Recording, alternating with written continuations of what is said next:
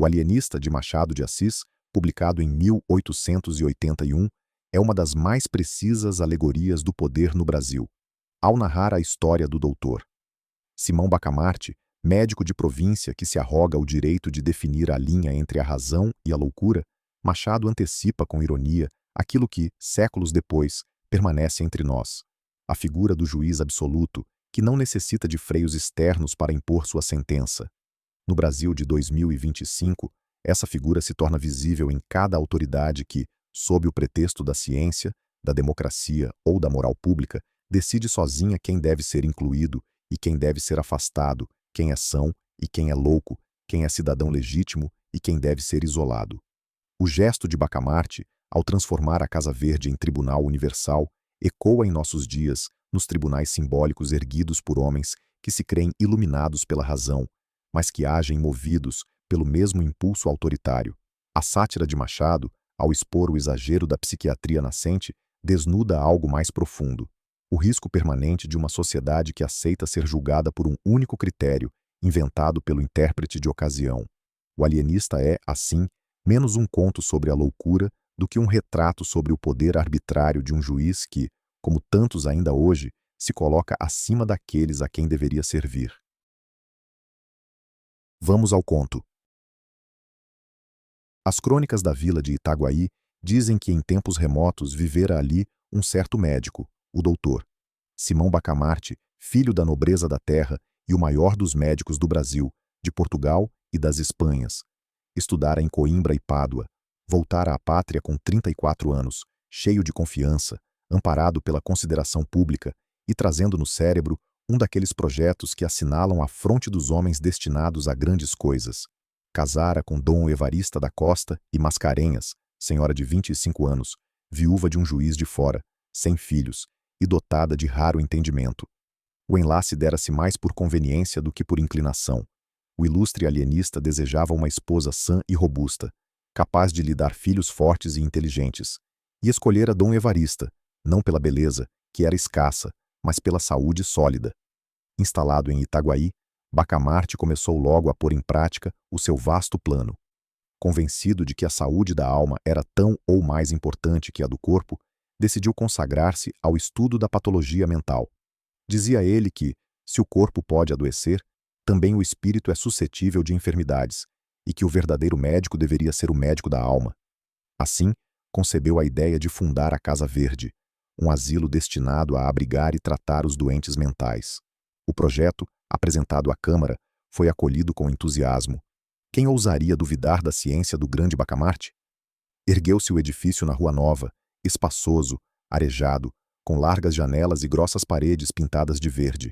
Daí o nome, Casa Verde. No princípio, ninguém via naquilo mais que uma instituição de caridade e ciência. A população orgulhava-se de hospedar tão grande empresa, e até as famílias mais distintas da região ofereciam donativos para a obra.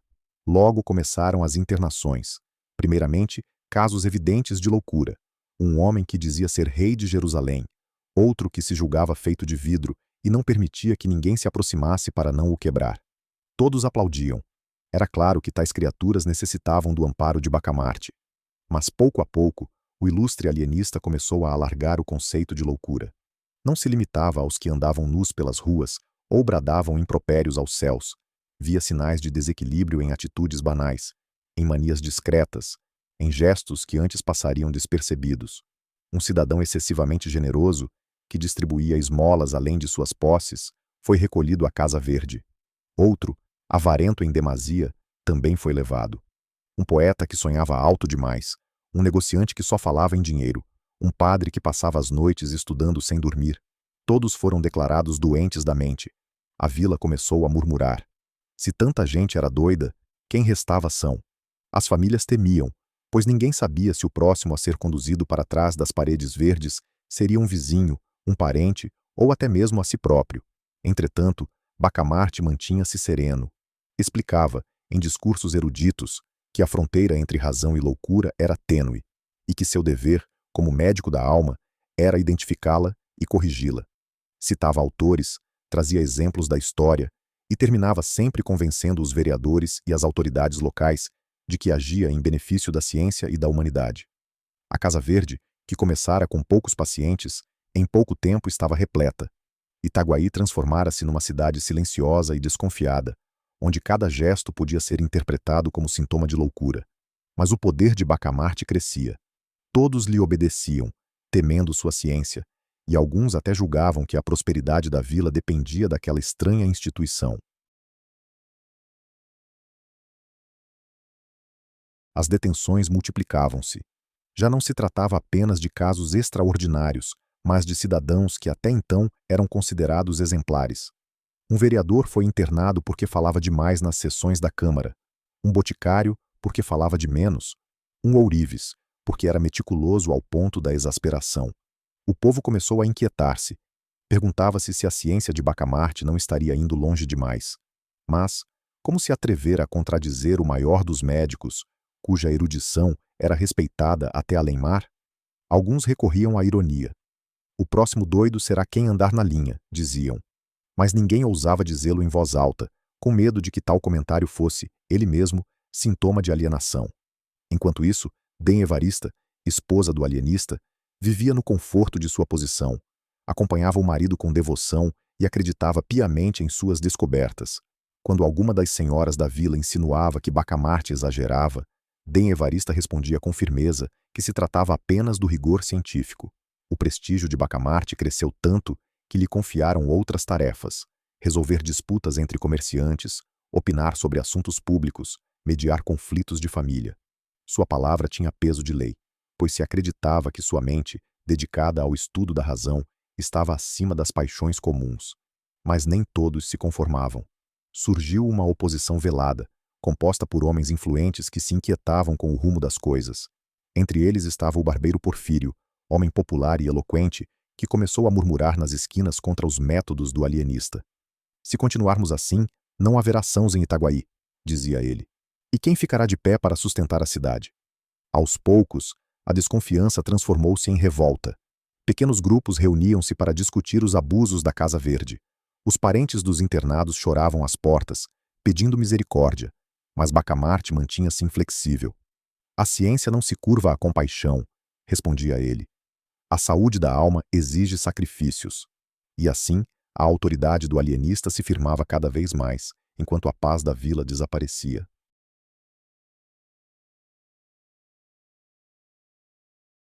A agitação cresceu até explodir em rebelião. O barbeiro Porfírio, homem astuto e eloquente, assumiu a liderança dos descontentes. Em cada esquina, em cada taberna, pregava contra a tirania do alienista. Não é possível que uma vila inteira seja doida, bradava. Bacamarte é quem enlouqueceu, e nós é que pagamos o preço. As palavras inflamavam o povo. As ruas de Itaguaí enchiam-se de murmúrios, depois de gritos, e finalmente de ameaças abertas. Organizaram reuniões secretas, distribuíram manifestos escritos às pressas, até que a paciência se esgotou. Um dia, a multidão tomou as ruas, armada de paus, pedras e algumas velhas espingardas herdadas dos avós. Marcharam contra a Câmara Municipal, exigindo que a Casa Verde fosse fechada e que todos os internos fossem libertados. Os vereadores, apavorados, não sabiam o que fazer. Alguns queriam ceder ao povo, outros temiam afrontar Bacamarte. Reunidos às pressas, discutiam sem chegar a acordo. Porfírio, no meio da praça, exaltava os ânimos. Ou derrubamos já essa tirania, ou amanhã estaremos todos atrás das grades verdes. O rumor da rebelião espalhou-se como incêndio. Sinos repicavam, mulheres choravam nas portas, crianças corriam assustadas. Parecia que Itaguaí ia se transformar em campo de batalha. Nesse instante, chegou a notícia de que Bacamarte vinha à Câmara. A multidão rugiu, preparando insultos e pedras. Mas, quando ele entrou, sereno, de passo firme, a sua presença imponente impôs silêncio. Com voz grave disse: Senhores, não estou aqui para defender interesses pessoais. Estou aqui em nome da ciência e da salvação das almas. Se me combatem, combatem a razão. Se me perseguem, perseguem o futuro da humanidade. A eloquência do alienista abalou alguns, mas não bastou. O povo, inflamado por Porfírio, exigia medidas concretas. Os vereadores tentaram negociar. Propuseram que Bacamarte restringisse as internações aos casos mais escandalosos, os que não deixavam dúvida. Mas ele recusou com firmeza. A ciência não admite restrições. O método deve ser aplicado em toda a sua extensão. A intransigência acendeu de vez a chama da revolta. O povo cercou o edifício, ameaçando invadi-lo. Barricadas improvisadas surgiram nas ruas vizinhas, e durante dias, Itaguaí viveu em sobressalto. Porfírio chegou a ser proclamado chefe do movimento popular. Prometia derrubar a Casa Verde e expulsar Bacamarte. Muitos acreditaram que a vitória era certa, mas o alienista não era homem de se deixar abater. Chamou a guarda, reforçou as entradas da Casa Verde, manteve-se no comando com uma serenidade quase irritante. E, quando a tropa marchou contra os revoltosos, bastaram alguns tiros ao ar para dispersar a multidão. A rebelião, que parecia ameaçar o trono científico de Bacamarte, dissolveu-se em poucas horas. Porfírio, antes exaltado como herói, foi preso e levado para a Casa Verde, diagnosticado como vítima de delírio político. O povo, derrotado, voltou às casas em silêncio. E Bacamarte, triunfante, retomou suas internações com ainda mais rigor, convencido de que a rebelião era a prova cabal de que a loucura reinava em Itaguaí.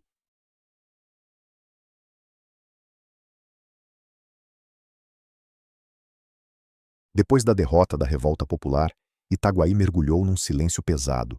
O povo, atemorizado com a força de Bacamarte e da guarda, aprendeu a refrear os comentários. As ruas voltaram ao ritmo habitual, mas pairava no ar um receio constante. Qualquer palavra mal colocada, qualquer gesto fora do comum, poderia ser interpretado como sintoma de loucura. Simão Bacamarte, indiferente ao ressentimento geral, prosseguiu sua obra com ainda mais determinação. A Casa Verde, antes com algumas dezenas de internos, logo passou a contar com centenas. Os relatórios que apresentava à Câmara eram escritos em linguagem técnica, cheios de citações em latim, que os vereadores não compreendiam, mas assinavam com respeito. A ciência é assim mesmo, dizia o presidente da Câmara. Se não entendemos, é porque está além da nossa compreensão. Dona Evarista, satisfeita com a posição eminente do marido, recebia em sua casa as principais famílias da vila. Ali discutiam-se as teorias de Bacamarte, sempre elogiadas com reverência, embora em voz baixa, muitos desconfiavam da extensão de suas conclusões. E as internações continuavam. Um cidadão foi levado à Casa Verde porque ria em excesso, outro porque nunca ria. Um comerciante foi internado por ser extremamente cauteloso, seu vizinho por ser excessivamente ousado. Assim, parecia que não havia meio termo que escapasse ao crivo do alienista. Pouco a pouco, Itaguaí se transformou numa cidade fantasma. As casas fechavam-se, as janelas ficavam semicerradas. Nas ruas, as pessoas evitavam falar alto, com medo de serem observadas. Até as crianças, que antes brincavam livremente, agora eram contidas pelos pais, temendo que alguma traquinagem fosse considerada sintoma de distúrbio mental. Bacamarte, porém, mantinha-se imperturbável. Para ele, estava apenas cumprindo um dever científico e moral. Em seus relatórios, afirmava que o equilíbrio perfeito da mente era raro e que, na verdade, a maioria da humanidade padecia de algum desvio. Foi nesse contexto que, de repente, a situação começou a inverter-se. Depois de meses de observações e estudos, Bacamarte anunciou uma nova descoberta. Talvez a verdadeira norma não estivesse nos desequilíbrios, mas justamente no equilíbrio. Explicou em longo discurso que se quase todos tinham algum desvio, então a loucura era a regra. Logo, os raros equilibrados é que seriam exceção, e, portanto, dignos de estudo. O anúncio causou espanto, mas, como sempre, ninguém ousou contestar diretamente. E logo as consequências se fizeram sentir. Começaram a ser soltos diversos internos da Casa Verde, ao passo que outros, antes considerados sãos, foram recolhidos. Dessa vez, quem ria e chorava nas proporções certas, quem comia com moderação, quem falava nem muito, nem pouco, em suma, quem vivia em equilíbrio aparente, era classificado como caso de estudo. A população ficou atônita. O que antes era critério de sanidade, tornara-se sinal de loucura. Muitas famílias receberam de volta seus parentes outrora internados, e, ao mesmo tempo, viam outros, os mais prudentes e respeitados cidadãos, serem levados à Casa Verde. A ironia da situação não passou despercebida. Alguns murmuravam que Bacamarte queria zombar da cidade. Outros diziam que era apenas o rigor extremo de sua ciência. Mas a verdade é que ninguém se sentia seguro, pois a cada dia o critério mudava. Ainda assim, a autoridade do alienista não se abalava.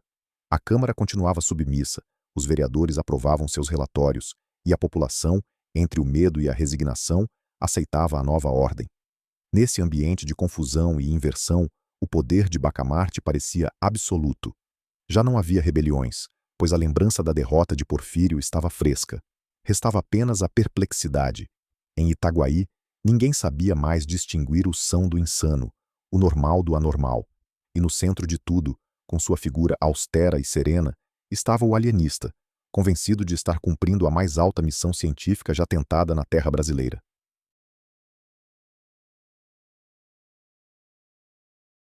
A inversão dos critérios de Bacamarte trouxe à vila de Itaguaí uma estranha sensação de instabilidade. As famílias já não sabiam se deviam alegrar-se com o retorno dos parentes outrora recolhidos ou temer pelas novas internações de pessoas consideradas exemplares. Um vereador distinto, homem de reputação ilibada, foi levado para a Casa Verde porque apresentava equilíbrio em todas as suas ações. Um professor respeitado, por não manifestar nem paixões excessivas, nem friezas exageradas, foi também internado. O mesmo destino tiveram um tabelião meticuloso e um padre prudente, ambos antes tidos como modelos de virtude. Se o excesso é loucura, e a falta também é loucura, comentava um morador, agora até a justa medida é loucura. Que resta de são neste mundo? Apesar da perplexidade, a cidade não ousava rebelar-se. O fracasso do movimento de Porfírio permanecia vivo na memória de todos. A Casa Verde, antes abarrotada, agora começava a esvaziar-se para uns e a encher-se de outros, sempre sob o olhar inabalável do alienista. Dona Evarista, que no início acompanhava o marido com devoção, começou a sentir certo desconforto. Vivia inquieta, temendo que, de tanto rigor, o próprio Bacamarte resolvesse incluí-la entre os casos a estudar. Mas o marido a tranquilizava, dizendo que seu amor pela ciência não se confundia com a vida conjugal. Foi então que, depois de meses aplicando o novo critério, Bacamarte reuniu a Câmara e os notáveis da cidade para uma declaração solene. De pé, imponente, afirmou: Senhores, depois de longos estudos, reconheço que a verdadeira ciência consiste em admitir a dificuldade de estabelecer limites absolutos. A sanidade e a loucura se confundem, e cada ser humano traz em si um pouco de uma e um pouco de outra. A Assembleia escutava em silêncio, sem compreender bem as palavras, mas respeitando a gravidade do discurso. Bacamarte prosseguiu: Se é assim, quem poderá afirmar-se verdadeiramente são ou insano? Talvez apenas um homem, aquele que se coloca acima das paixões, que observa com rigor, que pesa com equilíbrio e que não se deixa arrastar nem para os excessos, nem para a mediocridade. Pausou, olhou em redor e concluiu: E esse homem sou eu. O espanto foi geral. Bacamarte, diante da perplexidade de todos, anunciou que se recolheria voluntariamente à Casa Verde para ser objeto de seus próprios estudos. Considerava-se o único caso digno de atenção, por representar a síntese perfeita da razão equilibrada, tão rara entre os homens. Cumpriu o que disse. Entregou a Câmara à administração do asilo, despediu-se de Dona Evarista com serenidade e fechou-se nas paredes verdes, onde passou o resto de seus dias em meditação e estudo, analisando a si mesmo. Itaguaí respirou aliviada. A cidade retomou lentamente sua vida normal, mas nunca esqueceu a lição amarga deixada pelo grande alienista. Muitos passaram a desconfiar da ciência cega, outros a ironizar os arroubos de autoridade, e todos aprenderam a temer a linha tênue que separa a razão da loucura. Assim terminou a extraordinária aventura do doutor Simão Bacamarte, o homem que quis diagnosticar o mundo inteiro e acabou voltando-se para si próprio.